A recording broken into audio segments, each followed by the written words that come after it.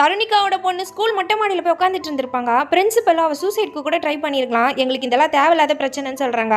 Students மொட்டை மாடிக்கு போகிற வரைக்கும் நீங்கள் என்ன பண்ணிட்டு இருந்தீங்கன்னு தருணிகா கேட்குறாங்க. நீங்கள் லாயர்ன்றதாலலாம் இப்படி பேசாதீங்க மேடம் சொல்கிறாங்க.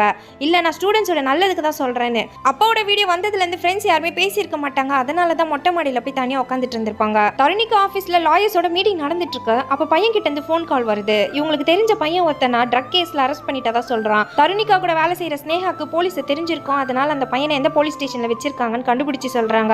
இப்போ அந்த பையன் கிட்ட இன்ஸ்பெக்டர் உனக்கு எப்படி ட்ரக்ஸ் வந்ததுன்னு மிரட்டி கேட்டுட்டு இருக்காரு. அந்த பையனை எனக்கு எதுவுமே தெரியாதுன்னு சொல்லி அழுதுட்டு இருக்கான். தருணிகாவோ பேரண்ட்ஸ் இல்லாம நீங்க இன்வெஸ்டிகேட் பண்ணக்கூடாதுன்னு சொல்றாங்க. இதனால கடுப்பான இன்ஸ்பெக்டர் அந்த பையனை அடிக்கிறாரு. இப்போ தருணிகாவை என்னதான் நடந்துச்சு பயப்படாம என்கிட்ட சொல்லுன்னு சொல்றாங்க.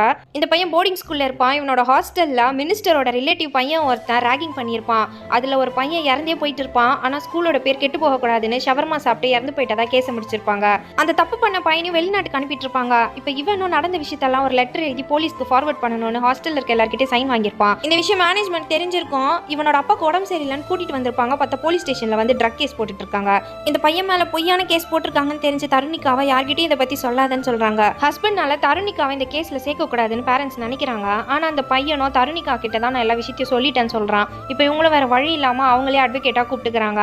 இப்போ ஜட்ஜும் இந்த கேஸை பத்தி விசாரிக்கிறாரு. ஹாஸ்டல் வார்டனும் இந்த பையன் நைட்டு லான்ல நின்றுட்டு இருந்தான். நான் போய் பார்க்கும்போது அவன் கையில போதை மருந்து இருந்தது. உடனே நான் போலீஸ்க்கு இன்ஃபார்ம் பண்ண அவங்களும் வந்து அரெஸ்ட் பண்ணிட்டாங்கன்னு சொல்றாரு. அரெஸ்ட் பண்ணும்போது நைட்டு 9:30ன்ற டைமையும் சொல்லியிருப்பாங்க. இப்போ ஜட்ஜு இது எல்லாத்தையும் விசாரிச்சுட்டு இப்போ அந்த பையன் மேலதான் தப்பு இருக்குன்னு அவனுக்கு 3 வருஷம் தண்டனை கொடுத்துறாரு. பையனுக்கு தண்டனை கிடைச்சதால இப்போ பேரண்ட்ஸும் தருணிகா கிட்ட தான் கோவப்படுறாங்க. அப்பீல் பண்றதுக்கு 10 days டைம் கொடுத்துருப்பாங்க. அதனால கூட வேலை செய்யற ஸ்னேகாவையும் உமரையும் அனுப்பி விசாரிக்கிறாங்க.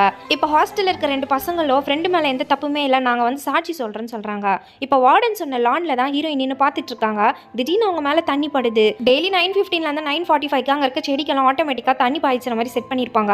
இப்போ இவங்க சொன்ன டைம் கரெக்ட் பண்ணியிருந்தா இவங்க எல்லாருமே நனைஞ்சு போயிருக்கணும். இதுல இருந்து இவங்க சொன்னதெல்லாம் பொய்ன்னு சொல்லி கோர்ட்ல சொல்றாங்க. சிசிடிவில ஃபேக்கான டைமை செட் பண்ணி வச்சிருப்பாங்க. ஆனா வெளியில இருக்க கடையில 7:13 தான் டைம் இருக்கும்.